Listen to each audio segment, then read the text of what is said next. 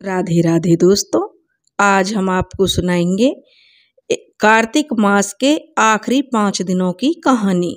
अगर किसी कारणवश आप कार्तिक का महीना स्नान नहीं कर पाए हैं तो आखिरी के 5 दिन एकादशी से लेकर पूर्णिमा तक तारों की छांव में स्नान करने से पूरे महीने का फल प्राप्त होता है।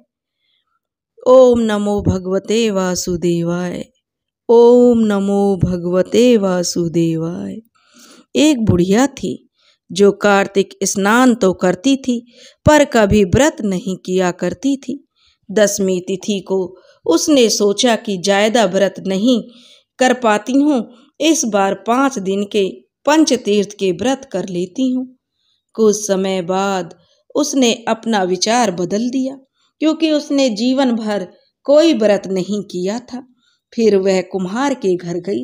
उसने सोचा कि कुम्हार से 5 छोटी छोटी मटकी लेकर अपने घर वापस आ गई और उसने सोचा कि रोज पूजा पाठ करूंगी और लोगों से कह दूंगी कि मैंने आखिरी के 5 दिन व्रत किए हैं।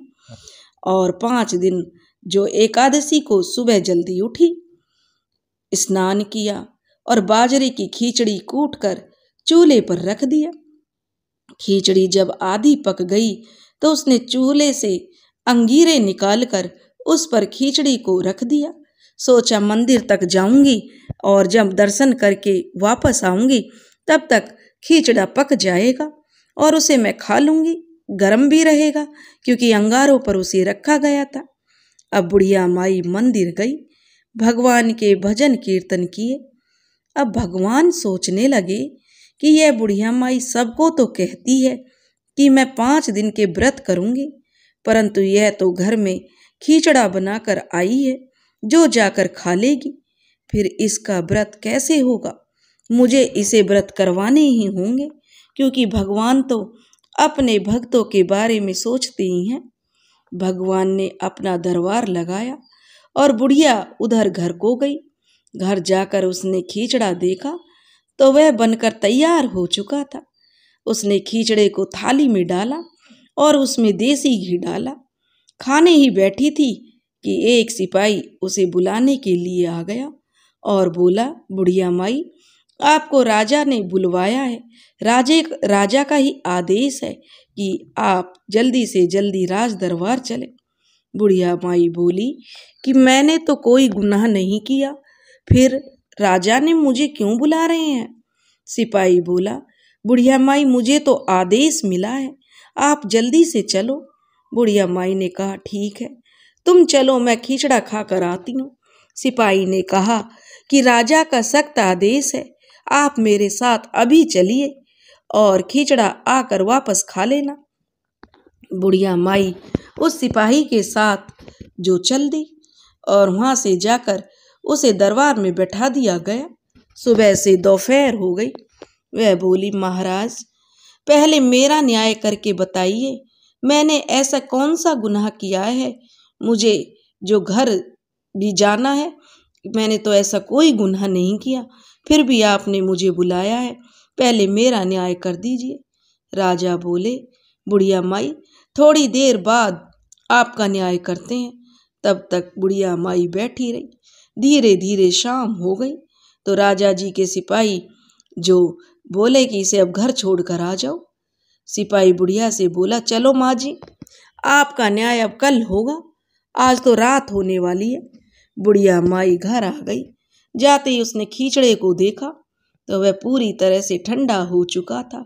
उसने सोचा, भूख तो लगी है पर ठंडा कौन खाएगा, सुबह ताजा बनाकर गरम गरम खा लूंगी। यह सोचकर उसने उस खिचड़े की भरी हांडी बाड़े में ले जाकर औंधी रख दी और सो गई। सुबह बुढ़िया माई थोड़ी जल्दी उठी, नहाई धोई, खिचड़ा कूटकर चूल्हे पर चढ़ा दिया।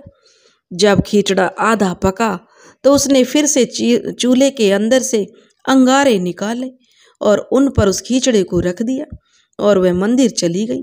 वापस आकर बुढ़िया माई खिचड़ा खाने बैठी तो वही सिपाही फिर से बुढ़िया माई को बुलाने आ गया। बुढ़िया माई को बिना खिचड़ा खाए अपने साथ ले गया। बुढ़िया अपने लिए न्याय का इंतजार करती रही। सुबह से फिर शाम हो गई। सिपाही ने कहा, चलो माताजी, आपका न्याय आज भी नहीं हुआ, कल होगा। बुढ़िया माई घर गई।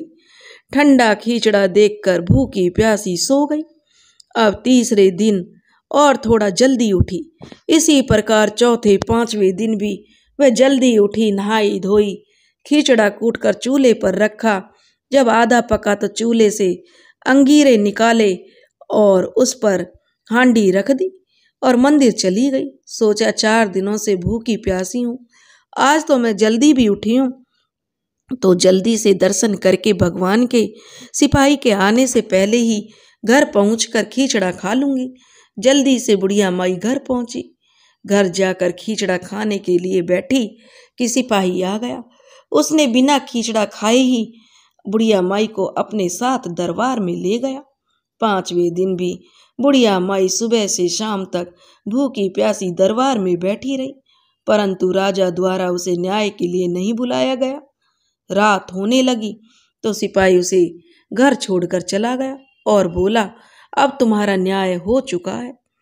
बुढ़िया ने रोज की तरह ठंडा खींचड़ा देखकर उस हांडी को भी बाड़े में औंधी रखकर आ गई। भूखी प्यासी सो गई। रात में कार्तिक महीने के भगवान बुढ़िया के सपने में आए और बोले, बुढ़िया माई, अपने बाड़े में जाकर खींचड़े की हांडी को देखो। बुढ़िया सुबह उठी, सपने की बात सोचकर बाड़े में गई। खींचड़े की 5 हांडियों को सीधा करा तो देखा उनमें तो हीरे मोती जगमगा रहे थे। यह देखकर बुढ़िया माई चकित रह गई। तभी भगवान मोर मुकुट पीतांबर धारण कर प्रकट हो गए और बुढ़िया माई से बोले कि हे बुढ़िया माई, ये तुम्हारे 5 दिन के भीष्म पंचक व्रत का फल है। तुम्हें दरबार में बुलाने वाला भी मैं ही था और दरबार भी मेरा ही था और राजा भी मैं ही था। तुमने अपने जीवन में एक भी व्रत नहीं किया। तुम मेरी परम भक्त हो, इसलिए तुम्हारे उद्धार के लिए तुम्हें 5 दिन का मैंने ही उपवास करवाया है। बैकुंठ से विमान आया। बुढ़िया ने भगवान को धन्यवाद दिया और भगवान के साथ विमान में बैठकर भगवान के चरणों में बैकुंठ धाम पहुंच गई। दोस्तों, जो कार्तिक महीने में पूरा महीना स्नान ना कर पाए तो एकादशी से पूर्णमासी तक व्रत करें। व्रत संभव ना हो तो सुबह जल्दी उठकर तारों की छांव में स्नान करें। इससे व्रत का पूरा फल मिलेगा और दामोदर भगवान जी आपकी सभी मनोकामनाएं पूरी करेंगे। हे भगवान, हे प्रभु, जैसे आपने बुढ़िया माई की सारी मनोकामनाएं पूरी की, उसे धन, अन्न और बैकुंठ धाम दिया, ऐसे ही जो यह कहानी कह रहे हैं और जो यह कहानी सुन रहे हैं, उनकी भी सभी मनोकामना पूरी करना। बोलो विष्णु भगवान की जय।